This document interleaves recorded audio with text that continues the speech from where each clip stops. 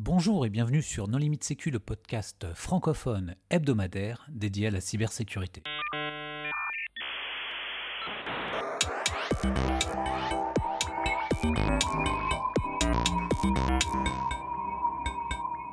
Alors en préambule, je suis avec Dorian qui va nous parler de la conférence GREHAC.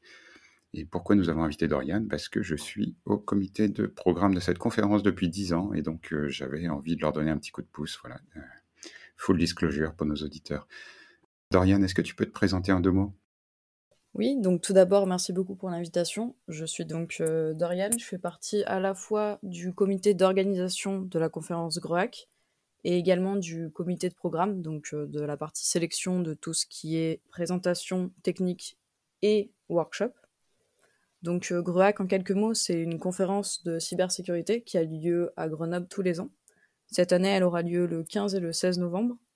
En gros, pour résumer le programme de la conférence, le vendredi, on a plusieurs présentations qui s'enchaînent, donc sur des thématiques diverses liées à la cybersécurité. Et le soir, les participants ont l'occasion de faire des workshops, donc là encore sur des thèmes divers qui vont des tests de pénétration à de l'OSINT. Le vendredi soir, on propose une petite soirée pour faire un petit peu de réseau, pour discuter autour d'un verre. Et le lendemain, le samedi, on a un CTF qui dure toute la journée avec des lots plutôt intéressants à la clé. Et oui, vous faites des CTF en journée, donc les boomers comme moi peuvent participer. Ça, c'est comme un point positif. Est-ce que votre appel à la communication est encore ouvert? Oui, tout à fait. Il est ouvert jusqu'à début juillet, donc le 7 juillet. On est encore en pleine recherche de présentations et de présentateurs talentueux, que ce soit donc pour des présentations qui peuvent durer d'une quinzaine de minutes jusqu'à quasiment 1 heure, en fonction du sujet, en fonction de la consistance des travaux. Mais également, on a ouvert un appel pour des animateurs de workshop. On est ouvert à toute proposition qui concerne de près ou de loin la cyber. Comment on fait pour vous contacter ou vous trouver sur Internet? Alors, on a divers moyens de communication. On essaie en tout cas d'être actif sur notre compte Twitter, sur notre compte LinkedIn fraîchement ouvert. On a également notre éternel site internet. Et donc, sur ces différents réseaux, on a tout ce qui est lien, notamment vers le Call for Paper, pour pouvoir soumettre ces idées de présentation. Donc GREHAC, G-R-E-H-A-C-K. Tout à fait. Merci Dorian. Merci à vous et à très bientôt. Alors aujourd'hui, nous allons parler d'un livre qui s'intitule TPE-PME, les oubliés de la cybersécurité, avec Marc-Frédéric Gomez, qui est l'un de ses co-auteurs. Bonjour Marc-Frédéric. Bonjour. Pour discuter avec lui, les contributrices et les contributeurs Non Limite Sécu sont Jamila Boutmer. Bonjour. Nicolas Ruff. Bonjour. Paul Amar. Et bonjour. Marc-Antoine Ledieu. Bonjour. Et Vladimir Collat. Bonjour. Alors, Marc-Frédéric, en préambule, est-ce que tu voudrais bien te présenter? Oui, je suis responsable du CERT du groupe Crédit Agricole et je donne aussi des cours et je suis devenu co-auteur à mon insu d'un livre suite à un mémoire. À ton insu, il faudrait que tu nous expliques. Qu'est-ce qui vous a poussé à écrire ce livre? Alors, au départ, on a passé un master à l'école de guerre économique.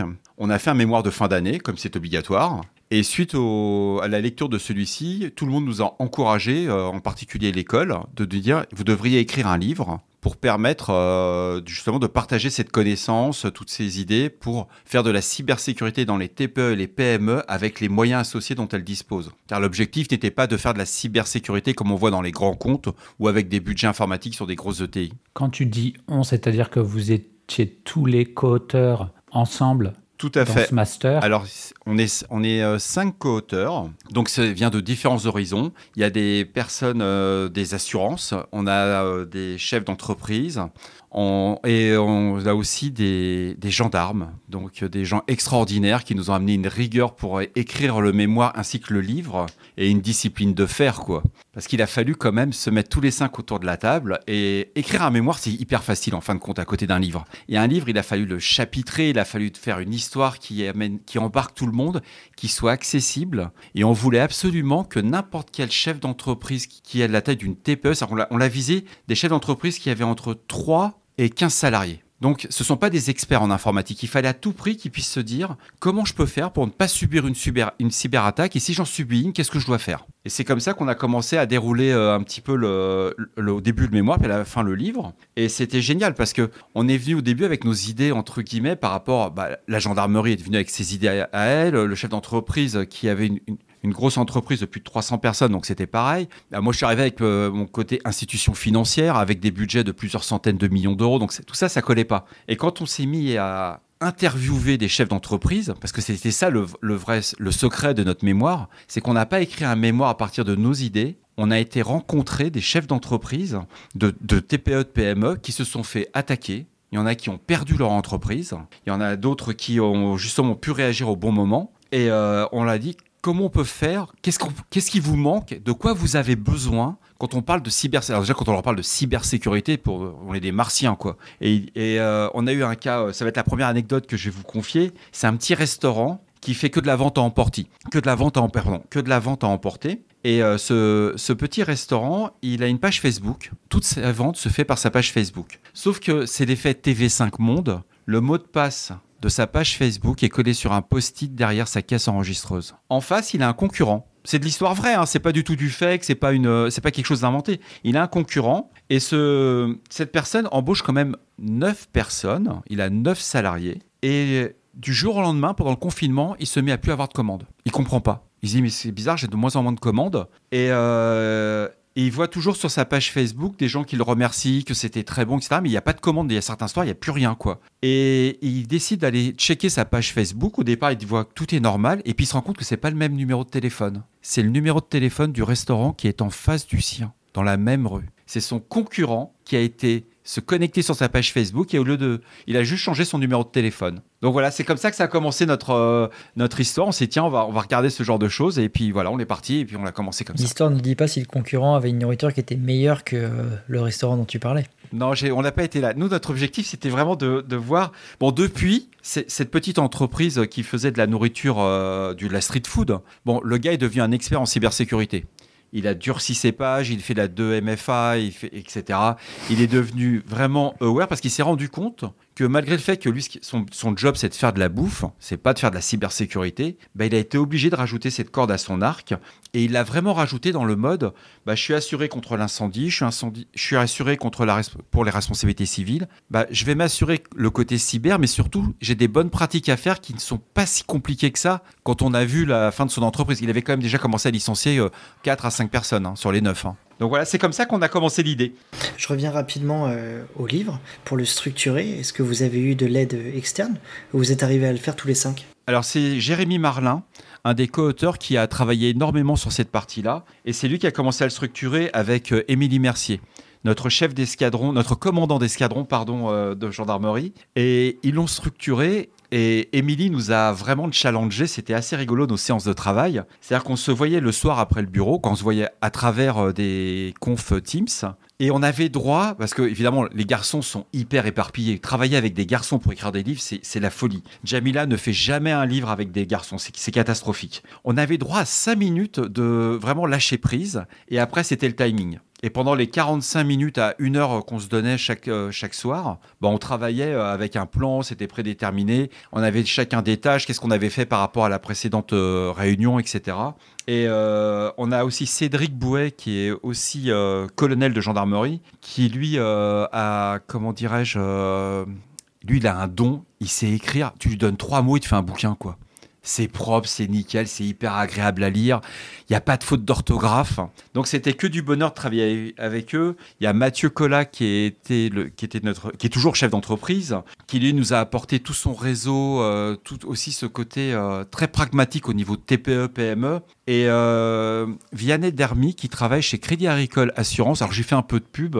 Il travaille sur la partie cyber et sûreté. Et il a beaucoup œuvré sur le livre, sur toute la partie sûreté, parce que quand on parle de cybersécurité, on oublie toujours cet aspect que quand des locaux ne sont pas sécurisés, ça va aider énormément les attaquants. Et dans les exemples qu'on a interviewés, les gens qu'on a interviewés nous ont donné pas mal d'exemples. Et un qui nous a fait sourire, c'est un imprimeur extraordinaire. Il nous dit, voilà, moi, la sécurité de mon site, elle est hyper bien faite. J'ai 2 anciens salariés à la retraite de 75 ans. Ils ferment tous les soirs la société à clé et ils font le tour de la propriété pour être sûr que personne ne va rentrer et pirater quoi que ce soit. Bon, quand on voit ça, on se rend compte qu'il y a un petit peu de sensibilisation à faire. Et c'est comme ça qu'on a structuré. Donc oui, je me posais la question, en fait, il y a déjà un grand corpus documentaire public, de guides, de règles, de documentation sur la cyber.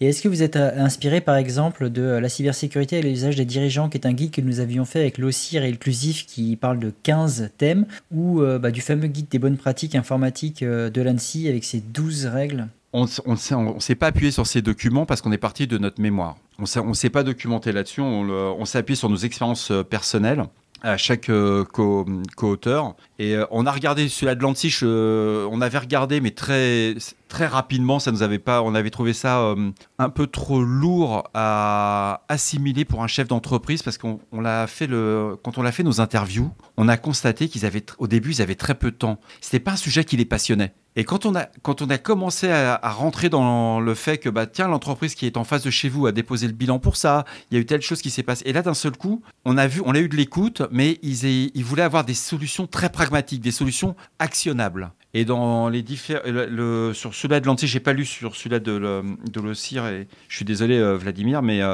mon cœur se brise. Ouais, mais c'est plutôt dans le cadre. On avait voulu prendre ce qu'on appelle une page blanche, une feuille, une version un petit peu, comment dirais-je, actionnable. C'était ça vraiment notre sujet. C'était de dire, on va avoir un chef d'entreprise, on ne lui vend rien. On va lui proposer des solutions et c'est une boîte à outils. Il va choisir dedans avec des choses hyper compréhensibles pour lui. Comment s'est passé le choix de vos témoignages ? Pourquoi témoignage X et pas le témoignage Y ? Et déjà, il a fallu trouver des volontaires qui acceptent de parler. Ça a été ça le vrai débat au départ. Quand tu vas voir un chef d'entreprise et tu lui dis on va parler de cybersécurité alors qu'il n'a aucune sensibilité, ça a été une phase délicate. Donc on a utilisé nos réseaux professionnels. On a eu la chance de travailler sur certains cas de clients qui avaient eu des attaques informatiques.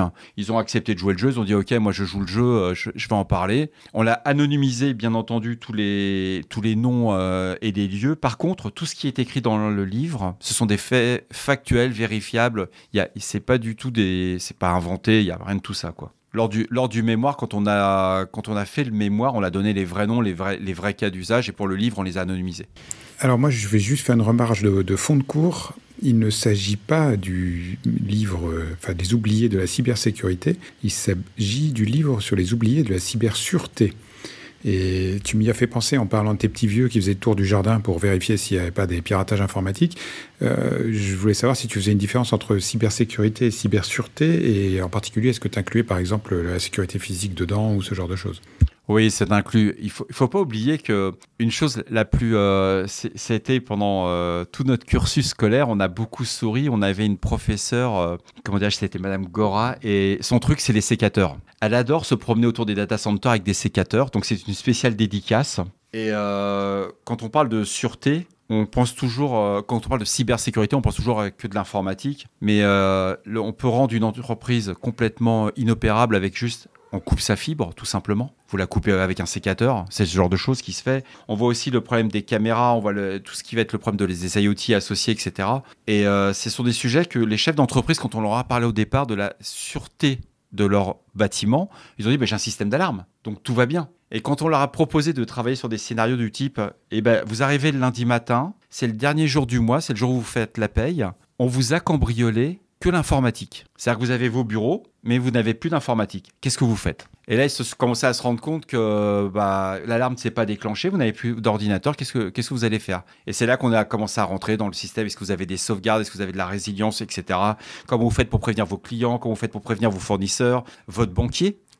Qu'est-ce que vous allez dire à votre banquier ? Vous n'avez plus d'ordinateur, donc comment vous faites pour vous connecter sur la banque en ligne ? Alors certains vont me dire, mais ils ont aussi le téléphone. J'ai des doutes quand même c'est ce qu'on a pu constater lors de nos interviews. Beaucoup de chefs d'entreprise n'ont pas le numéro de téléphone de tous leurs clients. Ils en ont quelques-uns, les plus stratégiques, mais ils n'ont pas tous les clients. Ils ne savent pas qui doit être livré tel jour ou autre quand ça dépasse une dizaine de clients, etc. Comment on contacte ses fournisseurs pour expliquer que s'il y a un changement de RIB qui va être fait, qu'il y a eu un incident, etc. Il y a plein de petits scénarios qui ont été mis en place et on s'est appuyé aussi sur des cas concrets sur le fait que quand on se faisait pirater, au niveau, par exemple, de payer la rançon qu'il fallait... Évidemment, il ne faut pas la payer, mais... Parfois, on se retrouve obligé de la payer parce qu'on n'a pas de sauvegarde, etc., etc. C'était très dur de convaincre son établissement financier de devoir utiliser son argent pour payer du recel. C'était ce genre de petites choses qu'on a mis en place sur le livre. Et c'est un point que je voulais aussi mettre en avant. On a fait une devise sur le livre. Alors, je vais vous la lire. C'est Tua res agitur pares cum proiamus ardes, qui veut dire « Votre intérêt est en jeu, mais quand la maison du voisin brûle ». Et tous nos exemples, quand on a discuté avec ces chefs d'entreprise, ça a super bien marché parce qu'on est venu avec des cas concrets dans leur zone industrielle. Telle entreprise a cessé son activité suite à une attaque informatique. Et ça a été percutant. Ça a été le game changer entre le moment, votre truc, c'est sympa, je fais l'interview parce que j'ai accepté. Et puis, on n'est plus passé dans un mode interview, on était dans un mode échange. Je voudrais revenir sur la question de Vlad et les recommandations. Il me semble que vous avez réalisé 10 commandements. Est-ce que tu peux en parler ?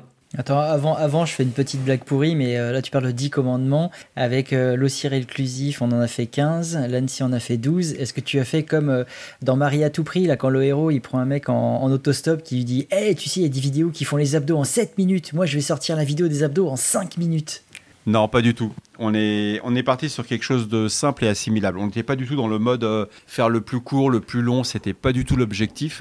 C'était vraiment... on s'est mis autour de la table avec les chefs d'entreprise et on a fait une liste à l'après-vert. Qu'est-ce qu'on garde, qu'est-ce qu'on jette et surtout, qu'est-ce que vous pouvez faire avec vos moyens et vos budgets. Bien entendu, on aurait pu sortir une liste, même on aurait pu aller jusqu'à 100 conseils. Mais une TPE, il ne faut pas oublier que ce sont des petites entreprises. Ce n'est pas leur métier. Donc, si je prends les cas des 10 commandements, le premier, il est gratuit, c'est de la sensibilisation aux collaborateurs. Sensibiliser ses collaborateurs. Le contrôle des accès. Si possible, l'analyse du risque cyber quand on peut la faire. La protection des actifs sensibles. Ne pas laisser ses mots le coup du mot de passe avec un post-it, ça peut faire sourire, mais moi j'ai trouvé ça incroyable. Ou encore des routeurs qui sont laissés avec des configs d'origine, c'est ce qu'on a pu voir. On a même vu des machines pour imprimer chez des imprimeurs, des imprimantes connectées en direct sur le net avec du RDP. Ça, c'était des trucs de fou. La mise à jour automatique du système, faire un Windows Update, ça coûte pas d'argent. On arrive le matin, on allume son PC, on fait Windows Update, on va boire un café. Voilà, c'est la sauvegarde des données. Souscrire une assurance. Au début, ça a été un sujet on s'est dit souscrire une assurance, mais aujourd'hui, l'assurance, c'est pas uniquement pour payer une rançon, c'est aussi pour faire intervenir des gens plus compétents. Et vous avez ce qu'on appelle un package de jours dans les assurances. Vous allez avoir 3, 5 jours, voire 10 jours suivant le montant de la prime pour que des gens interviennent pour vous aider à sortir de l'attaque. Alors là, il y a le côté gendarme. Recrutement avec enquête de moralité. Ah oui, c'était magnifique ça. Ouais, il faut quand même. C'est-à-dire qu'il y a certaines fois, quand on voit certains recrutements, comment c'est fait, il ne faut pas s'étonner derrière que le piratage, la cyberdélinquance, ça existe aussi bien en externe qu'en interne. Il y a des gens qui vont profiter. Les déplacements à l'international qui sont encadrés, combien de fois on voit alors que ce soit aussi bien dans des trains, des avions, des PC qui restent ouverts avec toutes les présentations, les contrats, la personne qui va aux toilettes même que 10 minutes, 5 minutes, tout est ouvert, il y a juste à mettre un dongle et c'est parti, quoi. Et puis faire de la veille et de la vigilance par rapport à son secteur d'activité. Donc on est resté sur 10 cadres qui sont accessibles, qui ne demandent pas des milliers d'euros. Une sauvegarde de données, on prend une clé USB d'1 Tera aujourd'hui. On va sauvegarder, on sauvegarde son PC. Si vraiment on n'a pas de moyens, on travaille avec deux ou 3 PC en réseau dans un local, on peut le faire. Souscrire à une assurance, aujourd'hui, toutes les compagnies d'assurance proposent de la cyberassurance, y compris des banques assureurs, quoi. Il y a beaucoup de recommandations qui sont effectivement des bonnes pratiques. Est-ce que vous recommandez, parce que vous êtes plusieurs, juste le fait de faire appel à des gens extérieurs, comme disait souvent JP, il aime bien appeler ça un bureauticien, mais d'avoir quelqu'un qui juste s'y connaît un peu en informatique et sait faire Windows Update, sait faire tout ce que tu viens de citer, parce qu'un dirigeant d'entreprise, parfois, il ne sait même pas faire une mise à jour. Non, justement, c'est le point qu'on a mis en avant, c'est aussi de faire appel à des experts, mais généralement, ce qu'on a pu voir dans les TPE qui dépassaient les 10 personnes, c'est qu'il y avait un infogéreur. Et il faut que cet infogéreur, il ait cette acculturation, il faut qu'il ait cette sensibilité par rapport à la cybersécurité. Un infogéreur qui vous fait pas de sauvegarde, qui vous fait pas de mise à jour, c'est pas un infogéreur, ça s'appelle un escroc. Et c'est la majorité. Je laisserai mettre le dieu responsable de ces deals. Oui, c'est ce que je constate. Mais c'est pour ça que ton bouquin il est intéressant. C'est qu'en fait, c'est un état. Moi j'étais frappé par la pharmacienne qui est dans le Val-de-Marne. Et c'est vrai que beaucoup de professions avec des petites entreprises, je veux dire, on est extrêmement tributaire de nos systèmes d'information. Mais je veux dire, quand on est pharmacienne, on s'occupe de ses patients, enfin de ses clients. Tout à fait. On fait pas de la cybersécurité. Voilà, la cybersécu, ça devrait être un package qui est déjà fourni avec l'outil. Or, ils savent pas se servir des outils. Et en plus, maintenant, il faudrait qu'ils soient sensibilisés et qu'ils fassent de la prévention. C'est un truc qui est extrêmement compliqué. On n'a jamais pensé, aucun d'entre nous au départ, faire de la sécu et sensibiliser à la sécu avant d'utiliser ces... D'où le fait déjà de prendre au minima une assurance. C'est assurer du risque comme du cambriolage, comme de l'incendie. On prend une assurance sur la cyber. J'ai un incident de sécurité qui va arriver. Ça arrivera, c'est juste une question de temps. L'incident va arriver. Il faut que je puisse m'appuyer, pas uniquement pour payer ma rançon, mais aussi sur des experts qui vont intervenir pendant quelques jours, qui eux sont vraiment des experts. Ce ne sont pas des... comment dirais-je, faut vraiment prendre des personnes qui ont des certifications, qui sont accréditées. Et c'est prévu dans le contrat d'assurance. C'est-à-dire que ça ne coûte pas 1 euro à l'entreprise le temps de leur intervention. Alors, il y a un nombre de jours qui est limité, mais 5 jours de ces personnes, c'est une année par rapport à quelqu'un qui est inexpérimenté. Tu peux nous étayer un petit peu le propos de la pharmacienne? Qu'est-ce qui s'est passé? Je vais devancer Marc Fred parce que c'était intéressant comme anecdote. Donc cette pharmacienne, elle a une officine dans le Val-de-Marne et elle explique que la cybersécurité, c'est pas que ça l'intéresse pas, mais elle, ce qu'il faut, c'est sécuriser physiquement ses locaux. En fait, c'est le propos liminaire, c'était plus de la sûreté, parce que dans son esprit, elle, son entreprise, son local, ok, il y a les transmissions par carte, il y a les transmissions vitales, enfin carte vitale, machin, mais pour elle, c'est un package, quoi. Si on rentre physiquement dans ces locaux, là, sa cybersécurité est en péril. Et en fait, la plupart témoignent, enfin, vous le savez dans vos métiers, comme je le vois dans le mien, au départ, c'est soit une crainte sur le matériel, parce que matériel, logiciel, tout ça fonctionne ensemble, donc ils voient pas l'aspect cyber, et quand on leur explique, effectivement, dans ce bouquin, les témoignages sont édifiants là-dessus, quand on leur explique, ils tombent de leur chaise, la moitié d'entre eux, et ils disent, ah oui, on peut attaquer à distance, quoi. Mais dans leur esprit, au départ, c'est trop immatériel pour beaucoup de gens, la cybersécurité. Et ce qui les a vraiment sensibilisés, c'est quand on a commencé à faire des recherches sur les entreprises dans leur secteur géographique. Quand on parle d'une entreprise à Paris s'est fait compromettre, vous habitez à Marseille, voilà, ça les intéresse pas. Quand vous commencez à leur dire, vous voyez l'entreprise qui a fermé chez vous dans votre zone industrielle il y a 3 mois, voilà ce qui s'est passé. Ils se sont fait attaquer il y a 6 mois, ils ont eu une demande de rançon, ils n'avaient pas de sauvegarde et les établissements financiers ne vont pas leur faire un prêt pour payer la rançon. Parce qu'il ne faut pas oublier que dans une TPE, PME, vous avez une trésorerie qui est quand même à flux tendu. Alors quand c'est une demande de rançon de quelques milliers d'euros, il n'y a pas de sujet là-dessus. Quand on commence à parler de rançon de plus de 100 000 euros, c'est compliqué. Parce qu'il faut quand même pouvoir continuer à travailler, fournir la matière première. Jamila, tu voulais réagir ? Oui, alors je voulais aborder justement la question du maillage territorial. Donc merci d'avoir anticipé la question et justement c'est aussi intéressant. Une autre question / commentaire que j'avais, parce que j'aime bien le point, garder un œil, en gros faire sa veille. Qu'elle soit sectorielle, du coup, enfin surtout. Ils la font déjà, tu sais, entre nous.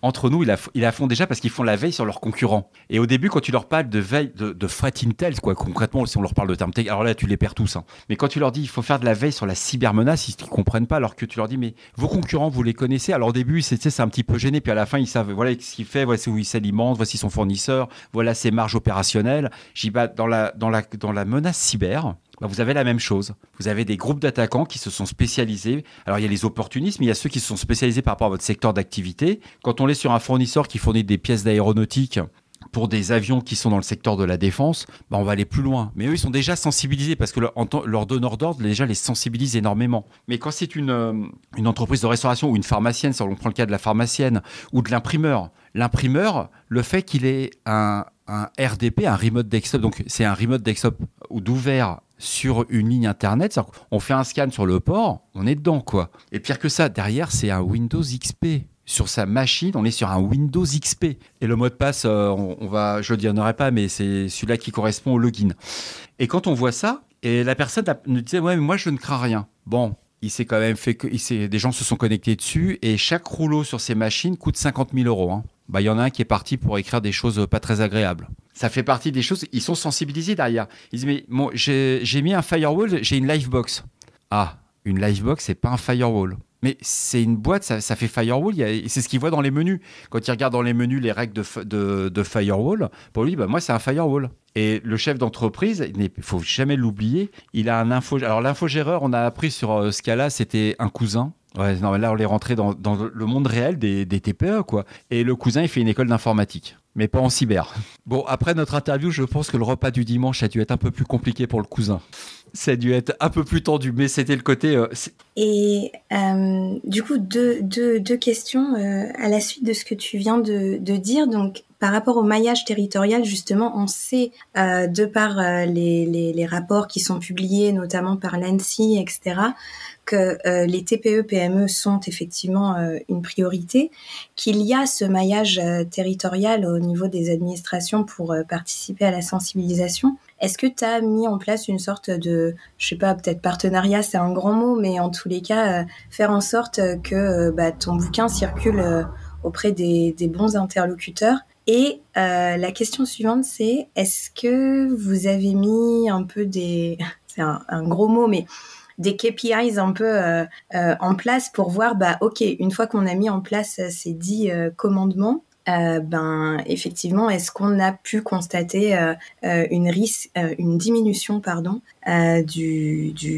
alors peut-être pas du risque, mais du coup de la menace cyber auprès des mêmes interlocuteurs dans, je sais pas, 1 an, 3 ans On n'a pas mis de KPI parce qu'on ne vend rien. Il ne faut pas oublier que c'est un livre qui a été fait de façon bénévole. Donc auprès de l'éditeur, c'est un point que je vais répondre à tes questions juste après. L'ensemble des bénéfices, ils sont reversés à une œuvre nationale des Bleuets de France. C'est-à-dire qu'aucun des co-auteurs ne touche 1 centime. C'est-à-dire qu'on a fait... Il faut savoir que le livre vaut 24 €. Au niveau des auteurs, on touche 2 €. Donc 2 € divisé par 5, voilà, on s'est dit non, on va pas... C'était pas ça l'objectif. L'objectif était vraiment de faire de la sensibilisation, de partager notre expérience. Et on n'a pas mis de KPI, on n'a pas fait de benchmark derrière. Par contre, on l'a appliqué sur des entreprises qui avaient des difficultés. Et ça, on l'a vu derrière, ça marchait plutôt bien. C'est-à-dire qu'ils ont réussi à se sensibiliser, à diminuer leurs risques. Et je ne m'aventurerai pas à dire, oui, depuis 2 ans qu'ils font ça, ils n'ont pas d'attaque. C'est-à-dire que l'attaque interne, je suis désolé, il n'y a ça va pas le protéger, le bouquin. Par contre, les attaques opportunistes, le fait de ne pas avoir un boîtier de filtrage, le fait de ne pas avoir des environnements des panneaux d'administration ouverts sur Internet, oui, ça aide. Ça fait pas partie des nouvelles victimes. On a surtout mis en place comme sensibilisation, c'est le fait de contacter les gendarmeries comme la police nationale, mais le ComCyber, en cas d'attaque. Surtout de tout de suite déposer plainte. C'était vraiment le leitmotiv. Là, on rentre dans les détails un petit peu, mais une entreprise se fait attaquer, quelle que soit sa taille. Le dirigeant doit prendre les 2 heures c'est pas 2 heures de perdu, c'est 2 heures à aller déposer plainte. Il y a différents portails, que ce soit aussi bien du cybermalveillance, que ce soit aussi bien le ComCyber, l'ANSSI pour certaines sociétés. Il faut aller déposer plainte, faire le signalement, en parler à son banquier. Parce qu'il y a quand même cette fraude-là qui va avoir lieu suite aux attaques. Faire baisser ses plafonds au niveau de ses virements, de faire attention à tout ce qui est changement de riz, prévenir il y a toute cette sensibilisation qui a été mise en place. Et c'est là-dessus qu'on a travaillé, mais on n'a pas prévu de faire un post-mortem par rapport au livre. Déjà, on a été très, très, très surpris qu'on ait réussi à sortir le livre. Parce que ça nous a pris quand même 1 année après la publication du mémoire. Et on a travaillé toutes les semaines. On se voyait au minimum 1 fois par semaine. Alors justement, est-ce que tu peux nous expliquer comment est-ce qu'on écrit un livre à 5 auteurs? Alors là, les planètes se sont alignées quand on a écrit le livre. On a une chance extraordinaire. Personne n'a eu de crise d'ego. C'est-à-dire que quand le projet est parti en disant on va écrire le livre, il n'y a pas un qui dit oui, mais moi je veux mettre ça en avant ou je veux être mis en avant, etc. Tous les co-auteurs, on s'est dit ok, pourquoi pas, on va partir là-dessus, mais on ne connaissait rien, quoi. On a été mis en relation avec VA Édition. Et VA Édition nous a expliqué, voilà ce qu'il faut que vous fassiez, votre histoire soit structurée, il faut que ce soit écrit dans un français compréhensible. Donc il y a eu des relecteurs pour les fautes d'orthographe. Et il faut savoir que tout ça, vous le payez de votre poche. C'est pas... Alors, la maison d'édition est très cool, elle nous donne le nom de la personne, mais si vous voulez une correction orthographique, juste orthographique, on parle même pas encore de grammaire, hein, là vous payez. Et puis après, si vous voulez une deuxième relecture, parce que en une fois, vous n'enlevez pas toutes les fautes, toutes les erreurs de syntaxe, etc., faire un livre, ça coûte de l'argent aux auteurs. La maison d'édition ne fait qu'une seule chose, elle vous met à disposition son réseau de librairie, son réseau de distribution, mais tout le reste, c'est à vous de le payer. Et on s'est mis en ordre de marche, chacun va faire une partie. Donc moi, j'ai fait la partie réponse à incident, c'était assez facile par rapport à mon métier. Vianney, qui était très sûreté, il a fait, moi je prends la partie sûreté. La partie régalienne a été faite par la partie gendarmerie. Mathieu Collat, lui, il avait la chance d'être dans une entreprise de comptables et d'experts comptables. Donc il les a apporté toute cette vision. Et Jérémy Marlin, qui est entrepreneur et qui travaille énormément avec les mutuelles, et il nous a apporté aussi une autre vision. Et on est chacun resté dans notre précaré. Et on n'a pas eu il n'y a pas eu de tension. Quand ça s'est écrit, on était hyper étonnés à la fin. Quand on a fait le choix de la couverture, on l'a fait ensemble. C'était du style, bon, ça te plaît pas. Mais en une demi-heure, c'était plié, quoi. Il n'y avait pas de débat. Quand il a fallu mettre le nom des personnes sur le livre, personne s'est dit, moi, je veux que mon nom soit en premier. On s'est pas pris la tête, on l'a fait par ordre alphabétique. Et c'est dommage parce que quand même, la seule fille de notre livre, c'est avec son nom de famille commence par M.E. et c'est la dernière de la liste alphabétique. Elle se retrouve à la fin, quoi. On s'est tous retrouvés un petit peu gênés. On s'est dit, c'est quand même très macho notre truc, quoi. Et pas du tout. Ça s'est appuyé comme ça. Mais il faut bien voir que tout ça, ça fonctionne parce que ça faisait quand même... On avait fait l'école ensemble, on avait fait le mémoire, on a fait un stage d'intégration qui était... C'est sympa, l'école de guerre économique, le stage d'intégration. Il paraît qu'on n'a pas le droit d'en parler, mais on finit quand même en treillis, dans la boue, il y a plein de petits trucs comme ça. Vous passez une nuit à dormir tous ensemble par terre. C'est assez surprenant, dans un endroit que vous dites, mais jamais j'irai dormir là-dedans. Et ce qui fait que vous êtes avec des camarades de classe. Moi, c'est quelque chose que je n'avais pas connu depuis plus de 30 ans, quoi. Et donc, le bouquin arrive comme ça et ça se fait naturellement. C'est une belle expérience. Il n'y a pas de moment de tension tel qu'on pourrait voir ou de compète. C'est plutôt des moments, on n'y arrivera jamais. On n'y arrivera jamais parce qu'on voulait toujours rajouter quelque chose. Mais l'éditeur nous a calmés, il nous a dit non, là, c'est bon, vous avez fait le nombre de pages. Voilà, c'était le côté. On a fait quand même pas loin on a fait 215 pages quand même. Hein. Et parti d'une feuille blanche. C'est le truc où on est parti d'une feuille blanche et on n'était pas du tout. Aucun d'entre nous n'avait pensé un jour écrire un livre, quoi. Moi, quand j'ai expliqué ça à la maison, ils m'ont tous regardé. Bon, alors les enfants, c'est papa, il faut vraiment que tu arrêtes les produits à ton âge. Il faut plus que tu ailles à Amsterdam, il n'y a plus de coloc là-bas, il faut que tu arrêtes. Et ils avaient du mal à y croire. Et puis au fur et à mesure, quand ils ont vu le travail qui s'est fait pendant toute l'année et que ça avançait au fur et à mesure, les corrections, les relectures, ils se sont dit ok, ça va le faire. Et notre plus grande surprise, c'est que cette année, on a été nommé au FIC, au prix du livre de la cybersécurité InCyber. On l'a été nommé et on a été lauréat. Et là, on est resté complètement scotché parce qu'on s'y attendait pas. On s'est dit, mais comment ça se fait que notre livre soit sorti, soit en plus lauréat? Et quand on a rencontré le jury, ils nous ont dit, on a adoré votre livre parce que c'est le seul livre qu'on a compris en une fois. Et là, on est resté scotché parce que notre but, c'est quand on a fait le bouquin, c'était que ça s'explique. On pourrait presque dire, j'explique la cybersécurité d'une TPE à ma grand-mère, quoi. Mais il y a déjà, je crois, un podcast qui tourne là-dessus. Mais c'était le côté, waouh. Ouais, on est resté scotché parce qu'on s'y attendait vraiment pas. Et quand on s'est retrouvé au FIC cette année pour la remise du prix, vous avez la larme à l'œil, hein. Moi, j'étais hyper fier. J'étais avec mes enfants, tout. J'étais, yes. Bon, j'ai pas été augmenté auprès de mon patron. Oui, c'est ça. Le prix, c'était 2 € aussi ou il y avait... C'est des prix Nobel. Alors, le prix, on a là-dessus, ils ont été au niveau du FIC, ils ont été très cool, mais pas si cool que ça. Ils nous ont donné qu'une seule plaque en verre, et il n'y en a qu'une seule pour les 5. Donc là, on n'a pas eu chacun un prix individuellement. Donc normalement, c'est Jérémy Marlin qui doit récupérer le prix, mais je ne lui ai pas encore donné. J'ai un peu de mal. Vous ferez une garde partagée. Exactement, c'est ce que je fais. C'est-à-dire qu'en 2024, il est pour moi. Ok, Marc-Frédéric, est-ce que tu voudrais apporter le mot de la fin ? Alors, le mot de la fin, ça serait si vous avez une idée, si vous avez un projet, n'hésitez pas à le mettre dans un bouquin. C'est génial. C'est une aventure qui vaut la peine d'être vécue. Si vous êtes un petit peu timide, mettez-vous avec un ami, des personnes avec qui vous travaillez. C'est une super aventure parce que ça va vous forcer à structurer votre idée. C'est-à-dire qu'au début, c'est hyper facile d'avoir l'idée. Vous dites, ok, je vais faire un bouquin sur de la cybersécurité, je vais parler par exemple des failles de vulnérabilité, etc. Mais quand vous dites, ok, on part sur 200 pages. 200 pages à parler sur un sujet, à commencer une histoire, à faire une introduction, un développement, etc.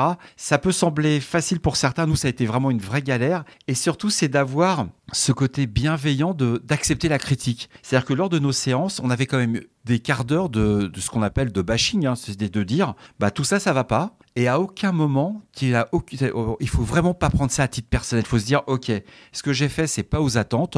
Je dirais que ça ressemble à une matière qui va être dans la scène aux Jeux Olympiques.